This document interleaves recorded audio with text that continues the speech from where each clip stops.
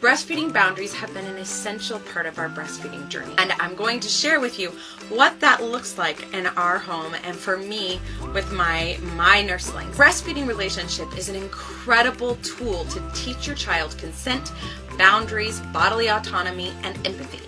It is normal for babies and toddlers to test limits. That's actually how they learn about the world around them and relationships. So this is a normal, natural thing to do. Naturally then, that's going to happen with breastfeeding too. Now keep in mind, everybody's different. Everybody has their own personal limits, their own personal boundaries, their own things that are perhaps going to be triggers. And every stage and age of development is going to bring new challenges and possibly new limits. It's really important that you recognize what works for me may not work for you, and you may need to come up with something different that works better for you. When do you start this? Nobody else but my children has actually resided inside my body. When it comes to having boundaries with your children and establishing them, it can be a little bit challenging because, well, you know, they exited through your vagina. That right there, boundaries are not a thing. So it's going to be hard to make them a thing. It can be really challenging to figure out what is an appropriate boundary with somebody who lived in your body and then exited through your vagina. When do you start? Well, when you start feeling you need them. I believe that naturally we tend to have all kinds of boundaries in our life, even with our brand new babies. But with responsive feeding, sometimes called feeding on demand, we are literally giving our bodies to our babies, to our infants, when they say they need them. That's already a complete breakdown of boundaries. In no other relationship is this how it works, right? Or shouldn't be anyway. When it comes to consent, you still have that right though, even with your newborn, which is something that we have to respect in supporting families in their journey. If you don't consent to giving your baby your body, then you will need to find another way to feed your baby. So when do you start with these boundaries? Let's say you are totally comfortable with breastfeeding and this is what you're planning. You give your consent to give your body to your baby when they communicate that they need it or when you know that they need it. And this is part of the deal in this relationship.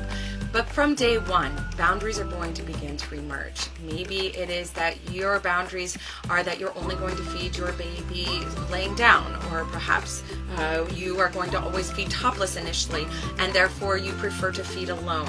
You're going to have some boundaries that just naturally emerge with others in your relationship. Eventually, that will extend with your baby. Typically, though, when it comes to the baby's behavior at the breast, at your chest, when your baby is feeding, typically setting boundaries starts about the time they begin to have control over what they're doing with their hands and their arms. You'll see it, and with every child it's different, but you can expect to see it usually around 4 months or so. And that's when they start intentionally swatting at things. They aren't able to grasp maybe unless you put it in their hand. They are not necessarily pinching or anything like that. They don't have pinch or grasp at 4 months. But they will start intentionally reaching for things. And that's about when you can begin to introduce some very gentle boundaries. And those boundaries can be a part of your routine just from the get-go. However, if you don't start then, if it's not until, let's say you're at 18 months in, or 8 months in, or you're at 12 months in, and you've done no boundaries whatsoever, it's still not too late to start. I promise you can even start establishing boundaries with an 18-year-old, and you're probably going to need to someday, though likely not for breastfeeding.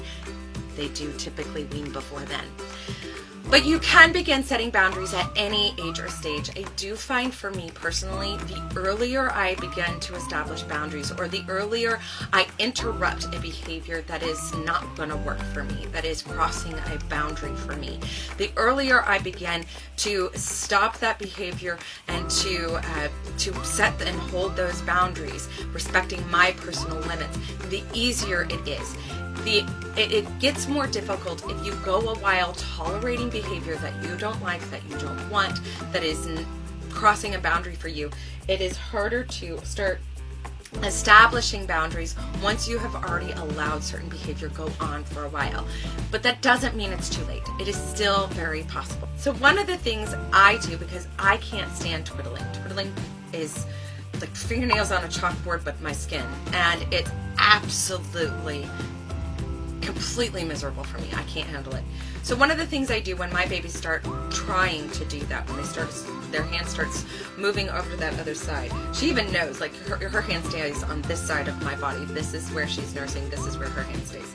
But one of the things we do is we do this just very gentle, soft touch where I keep her hand busy with my hand. I keep this connection, this sweet, special thing we do. It's part of breastfeeding.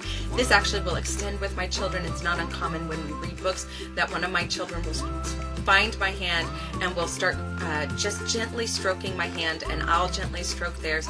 And it kind of, when she's a little bit more feisty and not falling asleep, it becomes kind of a finger game. We'll do this. I'll tickle between her fingers, and just doing this keeps her focused, connected, and busy. And also, I can then use my hand to actually block that other nipple. If she keeps trying to go for it, I'm pressing my arm against that nipple. That is one way that you can hold a boundary while still maintaining that connection. If you are enforcing them gently and consistently, and then finding other ways for that connection. But it isn't connection if it is making you uncomfortable. And this, again, is how we begin to teach our children the absolute vital importance of consent, mutual consent, and receiving consent before behavior goes on involving somebody else's body and personal space. So connection that violates your own levels of comfort is not actually mutual connection.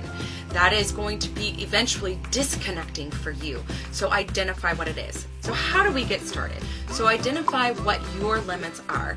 Be clear in that with yourself, and don't fall into the trap of saying, oh really, it shouldn't be a big deal, therefore I'm going to decide that it's not a big deal for me. If it feels like a big deal for you, it is a big deal for you, and that's okay. So identify your limits, and then establish your boundaries. My boundary is, we're not going to play with this nipple.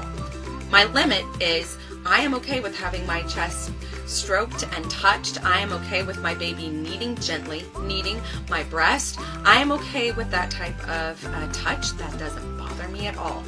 My limit is reaching for that other side, playing with that nipple. I don't even mind if she touches my other breast, as long as it's just the breast. But as soon as she gets too close to that nipple, it's a no for me. Absolute hard line. That is a boundary. So identify your limits, establish your boundary. My boundary is, we do not touch the other nipple. Period. That is it. Don't do it. Then we gently enforce. Now the gentle enforcement is going to depend on if you've allowed the behavior to happen before, or if you begin to stop it as soon as it begins. So to gently enforce this boundary before it has started, you're going to have to know that it's a boundary for you. And as soon as you see anything or feel, that first time my baby goes for that other nipple, I take their hand out of my shirt. And I also keep that other breast covered. I don't enjoy breastfeeding topless at all for me, except for when they're brand new, but that's because I leak like crazy and it's just a wet, soppy mess. So that's it's an easy one for me to keep that other breast covered. But I gently take my baby's hand out and I say, we're not going to do that right now. Thank you. And then I give them something else to do, such as stroking my chest, stroking my cheek, playing with my hand. Perhaps I will let them play with my necklace. But so you're first going to identify your limits, establish your boundaries, and gently enforce. Happy breastfeeding, everyone.